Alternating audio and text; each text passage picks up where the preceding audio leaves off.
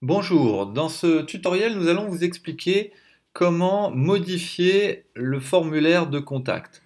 Donc dans ce modèle, le formulaire de contact se trouve tout en bas. Vous voyez ici, c'est ça qu'on appelle un formulaire de contact. C'est en général plusieurs champs qu'on met dans une page contact ou sur la home page pour permettre à un visiteur de vous envoyer un message. Alors comment modifier cela, que ce soit sur le fond ou sur la forme? Il faut déjà aller dans votre tableau de bord. Dans votre tableau de bord, vous allez dans la page concernée, donc là en l'occurrence c'est la page d'accueil.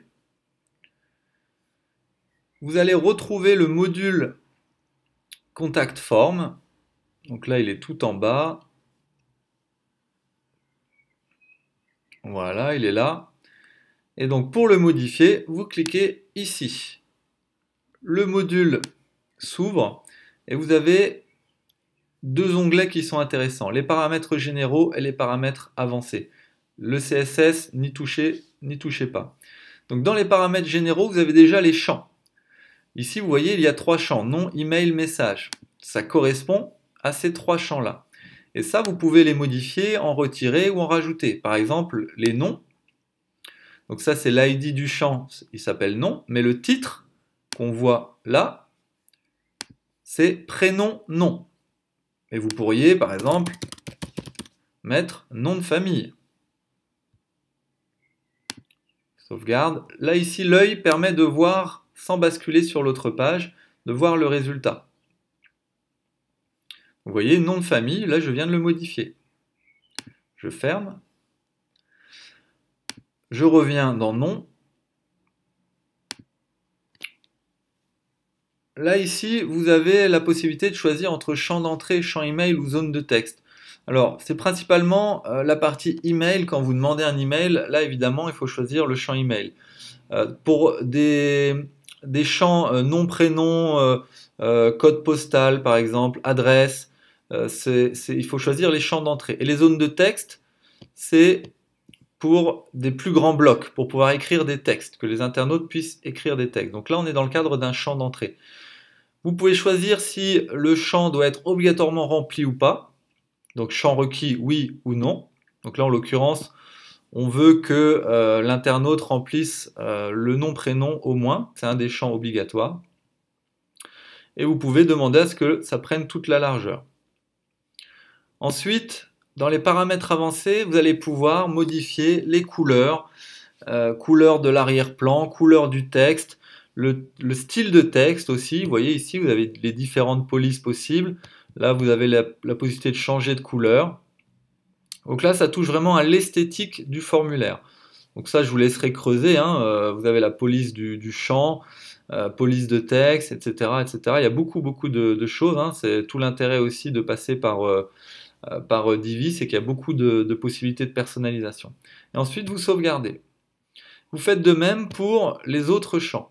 Vous voyez, là, on est dans le cadre d'un champ email. Et pour ajouter un champ, ça se passe ici. Ajouter nouveau champ.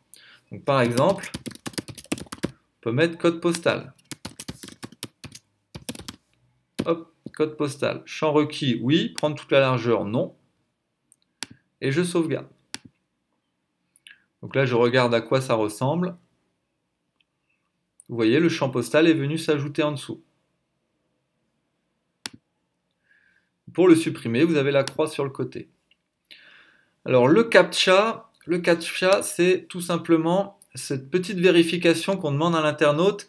C'est pour vérifier que c'est bien un humain qui remplit le formulaire et pas des robots qui vont venir polluer votre boîte email. Donc moi je vous encourage vraiment à afficher le CAPTCHA. L'email, c'est pour configurer l'email de réception des messages.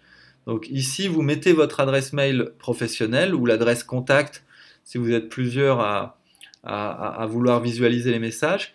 Et toutes les informations qui seront rentrées par les internautes arriveront sur cette boîte mail. Donc ici, vous ajoutez, par exemple, hop, voilà, tout simplement. Le titre, ça c'est si vous voulez ajouter un titre au-dessus du formulaire. Mais en fait ici on l'a ajouté en tant que bloc déjà de texte. Donc on ne rajoute pas de titre nécessairement. Activer la redirection vers une URL. Alors là, ça signifie que vous avez la possibilité de rediriger l'internaute vers une autre page une fois qu'il a cliqué sur Envoi. Donc là, il suffit de faire oui et d'aller mettre l'URL d'un autre site internet ou d'une autre page ou d'une landing page. Voilà, ça c'est selon la stratégie que vous avez. Et vous pouvez rediriger vers une URL. Et le message de succès, eh bien, c'est le texte qui, une fois rempli, par exemple, je mets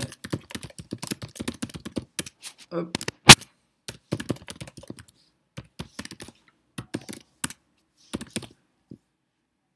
14 plus 15, 29, j'envoie.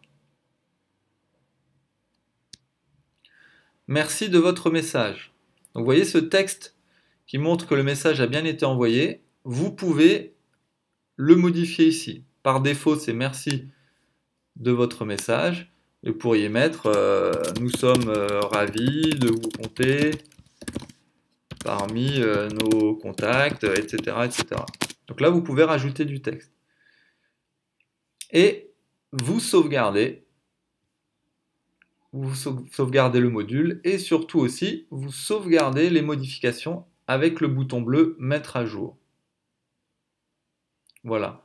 Et ensuite, en rafraîchissant ici, vous pourrez de nouveau visualiser les modifications que vous avez faites. Vous voyez par exemple nom de famille qui est resté.